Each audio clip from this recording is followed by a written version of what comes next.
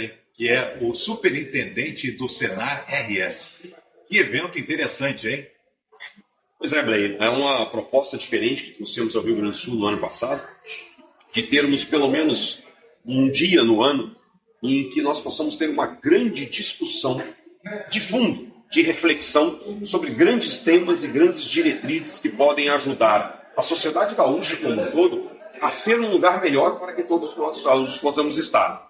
E é claro que nós temos que nos valer, por óbvio, de uma de nossas vocações naturais, que é ser um Estado agropecuário, para se valer deste segmento como mola de propulsão da economia como um todo.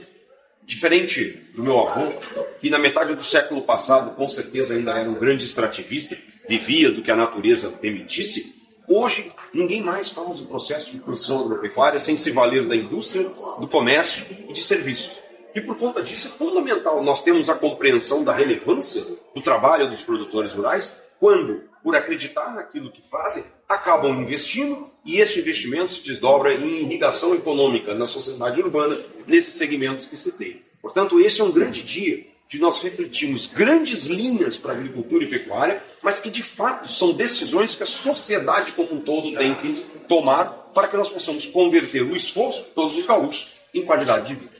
E aí, o seminário, campo de ideias, e estão surgindo tantas ideias, né? Eu vejo também, até mesmo na área da energia, então está sendo enriquecedor esse seminário. O que já deu para se sentir de mais, assim, mais palpável na questão da evolução? Bom, em primeiro lugar, que esse é um seminário que a gente, até quando convida as pessoas mais conhecidas, a gente informa, olha, esteja preparado para ouvir até o que você não gosta, porque é um campo de ideias. Nós temos que ouvir o que gostamos, mas também temos que estar preparados para ouvir aquilo com o qual até talvez divergimos.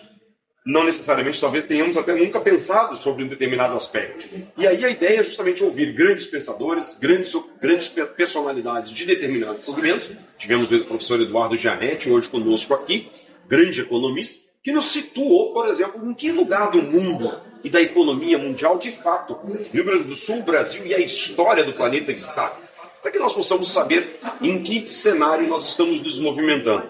E o grande mote desse ano tem parecido ser a chegada do que eu tenho dito muito mais do que um cavalo encilhado, é um unicórnio lindo e dourado que praticamente se ajoelha para os gaúchos, que é a questão da produção de bioenergia a partir de biocombustíveis. Já somos um destaque nacional na produção de biodiesel, mas estamos na eminência de uma demanda quase infinita de biocombustíveis para a locomoção, transporte no mundo, e isso certamente se desdobra agora com a chegada, inclusive, do etanol, que o Rio Grande do Sul importa todas as gotas que usa em qualquer finalidade em que precisa.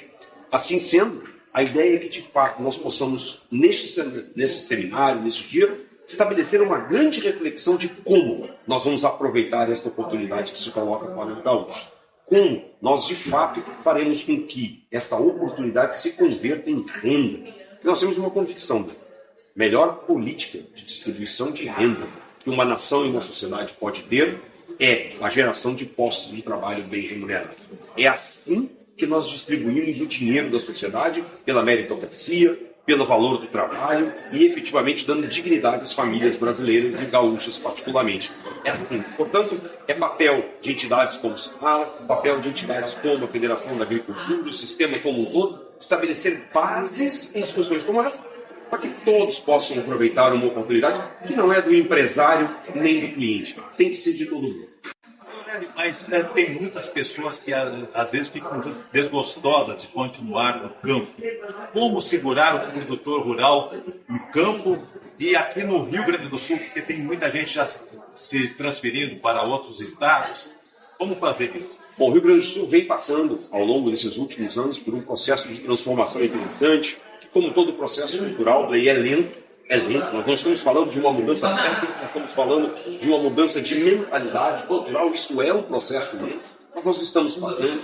Temos diminuído o grau de divergência polarizada da nossa sociedade, por mais que isso ainda exista, mas no Rio Grande do Sul já é menor do que já foi no passado. e temos conseguido, com isso, sentar à mesa entre pessoas que divergem, mas com toda a educação necessária, com toda a harmonia mínima necessária para construir políticas que nos permitam crescer. Temos visto isso. Talvez não na velocidade que gostaríamos, bom, mas estamos fazendo. Na velocidade que o Brasil apresenta a possibilidade, as condições para que se faça. E o meio rural hoje precisa também, e tem feito esse trabalho, mas também é cultural, de reverter a imagem que tem. Hoje não há ninguém no meio rural que trabalhe e receba menos do que o piso regional. Ninguém ganha menos do que o piso do salário mínimo ou do piso regional. Todos ganham mais. Hoje há uma sem fim de oportunidades de trabalho no meio rural que, é claro, acabam se dando em pequenas e médias cidades, e não nas capitais ou zonas metropolitanas, onde talvez as oportunidades de lazer não sejam as mesmas de Porto Alegre, mas que certamente emprestam estas cidades uma melhor qualidade de vida para os seus cidadãos. E alguém pode dizer, mas você não está falando de ir para dentro de uma fazenda quando trabalha, para dentro de uma propriedade rural? Não necessariamente. Como disse, o agro hoje vive de indústria, serviços, de comércio e serviços. Isso significa que geramos muito mais empregos nas zonas urbanas do que nas zonas rurais. Isso significa que quando um produtor acredita na semente que coloca no solo, ou no reprodutor que escolhe para fazer um acasalamento, ele está dinamizando as oportunidades de emprego. Num posto de gasolina, numa oficina mecânica, no distribuidor de semente, no supermercado, no banco, efetivamente em todos os segmentos que estão na zona urbana, também aportando insumos e processando a produção que é feita nas propriedades rurais. Nós precisamos, e é importante a tua pergunta, porque justamente há ainda, no ideário da maioria da população, uma percepção de que o meio rural é um lugar ruim para estar. O meio rural hoje tem bastante energia elétrica, o meio rural dispõe de internet, o meio rural dispõe de estradas muito melhores. Os automóveis hoje não são aqueles da década de 60 que não tinham tração ou não tinham dificuldade. As estradas são muito melhores, são as ideais, mas são muito melhores do que tinham naquela época. Celular funciona no meio rural, portanto a qualidade de vida no meio rural também melhorou muito. As máquinas hoje são máquinas muito mais modernas, o ar-condicionado está presente na maioria das máquinas, o trabalho feito com animais é um trabalho bem mais suave, ergonômico, né? Calçado em bem-estar animal, portanto aquela coisa mais bruta, não existe mais no meio rural. É importante que aquela pessoa que esteja nos acompanhando e verificando dificuldade na vida que tenha na zona urbana, está lá trabalhando no comércio, na indústria, que enxerga dificuldade, que não está bem como ela gostaria, que vive num lugar perigoso, que o filho não consegue a escola que quer, que o acesso à saúde não é o ideal, ela repense e verifique se não está no meio rural a qualidade de vida que ela tanto busca.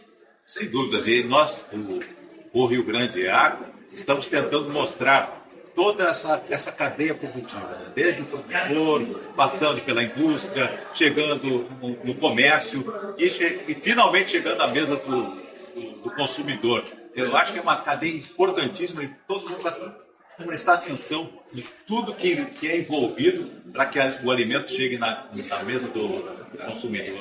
Nós estamos ficando... Antigamente a gente estudava no colégio que era setor primário, secundário e terciário.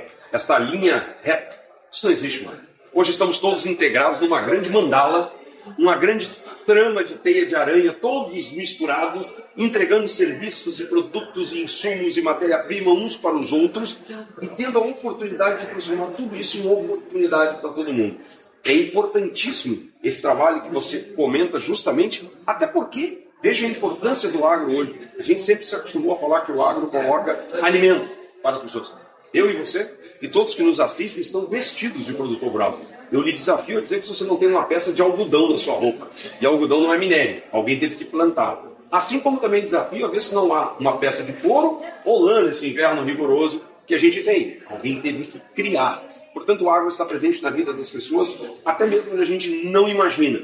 Fora isso, entrando, como bem dissemos agora, na questão da energia, na possibilidade de participar de algo tão grande, que nós estudamos nos livros de história como a importância da organização dos países exportadores de petróleo. Imagina que logo nós teremos que comprar aquelas roupas de árabe para poder ir na reunião de quem fala de combustível.